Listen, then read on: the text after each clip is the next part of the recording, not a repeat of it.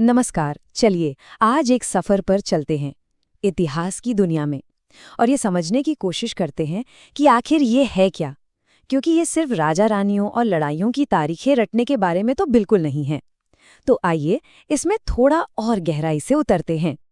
ज्यादातर लोगों को यही लगता है ना कि इतिहास मतलब एक बोरिंग सब्जेक्ट जिसमें बस तारीखें रटते जाओ। पर क्या सच में ऐसा है? देखिए, असल में इतिहास एक जासूसी कहानी जैसा है जहां हम अतीत के छोटे छोटे सुरागों को जोड़कर एक बहुत बड़ी पहेली को सुलझाते हैं कि हजारों साल पहले आखिर हुआ क्या था, लोग रहते कहाँ थे और उन्होंने जो कुछ भी किया वो कैसे किया। तो हमारी इन्वेस्टिगेशन का ये है पहला पड़ाव। चलिए सबसे पहले इसी केस को सॉल्व करते हैं कि इतिहास का मतलब क्या है। ये सिर्फ एक शब्द नहीं है, इसके कई मतलब हैं और अलग-अलग विद्वानों ने इसे अपने अपने नजरिए से देखा है। अगर बिल्कुल सीधे साधे शब्दों में कहें तो इतिहास हमें ये बताता है कि हमारे पूर्वज कैसे रहते थे, वो क्या खाते पहनते थे और वक्त के साथ उनकी जिंदगी में क्या-क्या बदलाव आए।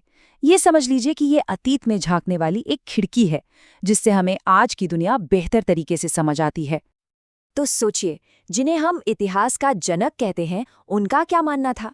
हेरोडोटस के हिसाब से एक इतिहासकार का काम बस इतना है कि जो कुछ भी हुआ उसे जैसा का तैसा लिख दिया जाए ताकि आने वाली पीढ़ियां उसे भूल ना जाएं। मतलब इस नजरिए से देखें तो इतिहास एक तरह की रिकॉर्ड बुक है। और अब देखिए एक बिल्कुल अलग एंगल। कार्ल मार्क्स के लिए इतिहास राजा महाराजाओं की कहानियां नहीं, बल्कि समाज के आम लोगों की, उनके संघर्षों की कहानी है। उनका कहना था कि अगर इतिहास को समझना है तो हमें अमीर और गरीब या कहें शासक और शासित के बीच जो आर्थिक टकराव थे उन्हें देखना होगा। ये एक मॉडर्न और सच कहूं तो बहुत ही दिलचस्प सोच है। E.H. कार कहते हैं कि इतिहास कोई मरी हुई चीज नहीं है जो बस किताबों में बंद हो, बल्कि हम आज के अपने सवालों और अपनी समझ के साथ जब अतीत को देखते हैं तो अतीत और वर्तमान के बीच हमेशा एक बातचीत, एक डायलॉग चलता रहता है। तो यहाँ सबसे जरूरी बात यह है कि इतिहास को देखने का कोई एक ही सही तरीका नहीं है। ये घटनाओं का रिकॉर्ड भी है, समाज में हो रहे बदलावों की कहानी भी है और हमारे साथ लगातार बातें करने वाला एक दोस्त भी। और शायद यही वो चीज़ है जो इसे इतना गहरा और इतना खूबसूरत विषय बनाती है। अच्छा, अब जब हम ये समझ गए हैं कि इतिहास क्या है, तो अगला सवाल ये उठता है कि इतिहासकारों को अतीत के बारे में पता कैसे चलता है। आखिर वो कौन से सुराग या सबूत इस्तेमाल करते हैं। चलिए अब इस जासूस के टूलकिट पर एक नज़र डालते हैं। तो इतिहासकार मुख्यतः 3 तरह के स्रोतों यानी सोर्सेस का इस्तेमाल करते हैं। एक होते हैं लिखित स्रोत, जैसे पुरानी किताबें या पत्थरों पर लिखे लेख जो हमें बताते हैं कि उस जमाने के लोग क्या सोचते लिखते थे। दूसरे होते हैं पुरातात्विक स्रोत, यानी जमीन की खुदाई से मिले पुराने सिक्के या मिट्टी के बर्तन जो उनके रहन सहन का पता देते हैं। और तीसरे होते हैं मौखिक स्रोत, जैसे लोकगीत या कहानियां जो पीढ़ी दर पीढ़ी चली आ रही हैं। पुरातत्व यानी आर्कियोलॉजी का काम असल में बड़े ही सब्र और बारीकी का होता है। पहले किसी जगह की बहुत ही सावधानी से खुदाई की जाती है, फिर वहां से जो चीजें मिलती हैं यानी हमारे सुराग, उन्हें इकट्ठा किया जाता है और आखिर में उन सुरागों की जांच करके उन्हें जोड़कर एक कहानी बनाई जाती है कि उस जगह पर लोग कैसे जीते थे। किसी भी जासूस की तरह एक इतिहासकार के लिए भी ये जानना जरूरी है कि कोई घटना कब, कहाँ और कैसे हुई। तो चलिए अब देखते हैं कि शुरुआती दौर में लोग रहते कहाँ थे, करते क्या थे और हम उस समय को नापते कैसे हैं। देखिए, शुरुआती सभ्यताएं हमेशा पानी के पास ही बसती थी, जैसे गंगा, यमुना या सिंधु नदी के किनारे। और इसकी वजह भी सीधी सी है, पानी सिर्फ पीने के लिए ही नहीं बल्कि खेती बाड़ी और आने जाने के लिए भी जरूरी था।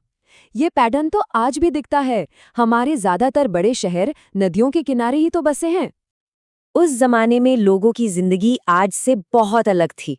वो खेती करने के लिए लकड़ी के हल और बैलों का इस्तेमाल करते थे, जहां आज हम ट्रैक्टर का इस्तेमाल करते हैं। वो शिकार करते थे, जानवर पालते थे और अपने हाथों से मिट्टी के बर्तन और धातु के औजार बनाया करते थे। अब सवाल आता है कि इतने पुराने समय को मापा कैसे जाता है। तो इतिहासकार 2 मुख्य यूनिट्स का इस्तेमाल करते हैं, BCE यानी बिफोर कॉमन एरा और सीई यानी कॉमन एरा। जीसस क्राइस्ट के जन्म से पहले के समय को बीसीई कहा जाता है और उनके जन्म के बाद के समय को सीई। ये बस तारीखों को एक लाइन में रखने का एक स्टैंडर्ड तरीका है। इतिहास इतना बड़ा है कि इसे समझने के लिए इसे 3 बड़े हिस्सों में बांटा गया है। पहला, प्रागैतिहासिक काल। ये वो समय है जब लिखने की कला किसी को नहीं आती थी। दूसरा, ऐतिहासिक काल, जब से हमें लिखे हुए रिकॉर्ड्स मिलने शुरू होते हैं। और तीसरा, मध्यकाल, जो लगभग 8वीं से 18वीं सदी का समय है और ये प्राचीन और आधुनिक दुनिया के बीच एक पुल की तरह काम करता है। चलिए अब एक छोटा सा केस स्टडी देखते हैं। इससे ये समझ आएगा कि इतिहासकार सबूतों का इस्तेमाल करके किसी चीज की जड़ तक कैसे पहुंचते हैं। और हम जांच करेंगे अपने ही देश के नाम भारत की कहानी की। तो यहाँ हमारा पहला सुराग है एक लिखित स्रोत, ऋग्वेद। ऋग्वेद में भरत नाम की एक बहुत शक्तिशाली जनजाति का जिक्र मिलता है जो इस इलाके में रहती थी, और ऐसा माना जाता है कि इसी जनजाति के नाम पर हमारे देश का नाम भारत पड़ा। अब दूसरा नाम है इंडिया। ये नाम एक भौगोलिक स्रोत से आया है, सिंधु नदी से, जिसे इंग्लिश में इंडस रिवर कहते हैं। हुआ ये कि जब पुराने जमाने में ग्रीस के लोग यहाँ आए तो उन्होंने इस नदी को इंडोस कहा और फिर इस नदी के पार की जमीन को वो इंडिया कहने लगे। तो देखा कितनी दिलचस्प बात है, कैसे 2 बिल्कुल अलग अलग ऐतिहासिक वजहों से हमारे देश के 2 नाम पड़े और आज दोनों ही नाम आधिकारिक तौर पर इस्तेमाल होते हैं। ये है इतिहास का हमारे आज से सीधा कनेक्शन। तो अब हम अपनी जांच के आखिरी पड़ाव पर हैं, जहां हम सबसे बड़े सवाल का जवाब ढूंढेंगे। So what? इन सब बातों का मतलब क्या है? हमें इतिहास पढ़ना ही क्यों चाहिए? ये हमारे लिए जरूरी क्यों है? सीधी सी बात है, इतिहास हमें बताता है कि हम कौन हैं और हम यहाँ तक पहुँचे कैसे। आज हमारे समाज में, हमारी राजनीति में जो कुछ भी हो रहा है, उसे समझने के लिए एक कॉन्टेक्स्ट देता है। बिना अपने अतीत को जाने हमारा आज एक अधूरी पहेली जैसा है।